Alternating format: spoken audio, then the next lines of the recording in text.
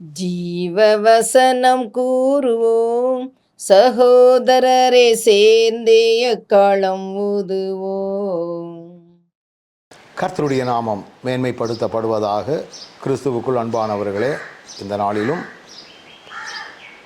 ஜீவ வார்த்தை ஒன்றை நாம் கேட்போம். பிலிப்பியருக்கு எழுதின நிருபம் 2வது அதிகாரம் 3ஆம் வசனம்.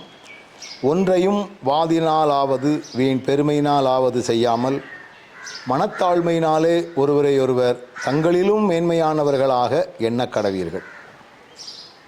இந்த வசனம் பாருங்கள், இவ்வாழ்க்கை முறைகளிலே நாம் எப்படி இருக்கணும் அப்படிங்கிறத சுட்டி காட்டுகிறது. வாதினாலாவது, அதாவது வாக்குவாதம் பண்ணி, வீண் பெருமையினாலாவது செய்யாமல். வீண் பெருமையினால் கிடையாது,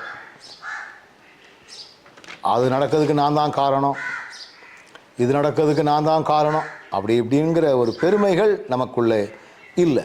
மனத்தாழ்மையினால் ஒருவரையொருவர் தங்களிலும் மேன்மையானவர்களாக எண்ணக்கடவர். தங்களிலும் மேன்மையாக ஒருத்தனை நம்ம நினைக்கணும்னா அதுக்கு நமக்கு மனத்தாழ்மை இருந்தால் தான் முடியும். இன்றைக்கி பெரும்பாலும் அப்படி நினைக்கக்கூடிய எண்ணங்கள் நமக்கு வருவதில்லை. அவன் என்ன பெரிய கூண்டவனா, அவன் என்ன பெரிய வயசந்தவனா, அவனாலேயே அந்த காரியம் நடந்துச்சுது, நான் மட்டும் இதை செய்யலைன்னா, இப்படி தான் நமக்கு அந்த எண்ணங்கள் வருகிறதே ஒழிய மற்றவர்களை உயர்வாக நினைக்கக்கூடிய எண்ணங்கள் நமக்கு வருவதில்லை. ஆனால் எப்போ அது வரும்? மனத்தாழ்மையை அறிந்து கொள்ளும் பொழுது. இன்றைக்கி ஆண்டவர் அதை விரும்புகிறார். மனத்தாழ்மையினால் நீங்கள் ஒருவரையொருவர் தங்களிலும் மேன்மையானவர்களாக.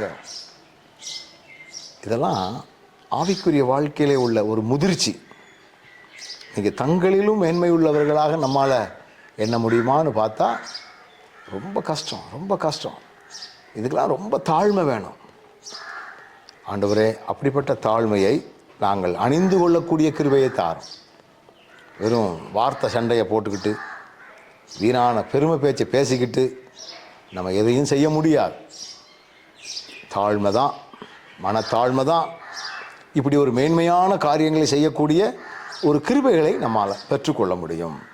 அப்படிப்பட்ட பாக்கியத்தை ஆண்டவர் நமக்கு தந்தரட்டும். நல்ல ஆண்டவரே, இன்றைக்கி நிறைய நேரங்களில் மற்றவர்களை மேன்மையாக எண்ண எங்களால் முடியல. அதுக்கு காரணம் எங்களுக்கு மனத்தாழ்மை இல்லை. இனிமேலாவது அந்த காரியங்களை அனுபவிக்க எங்களுக்கு கிருபை தார். இயேசுவின் நாமத்தில் பிதாவே, ஆமென்.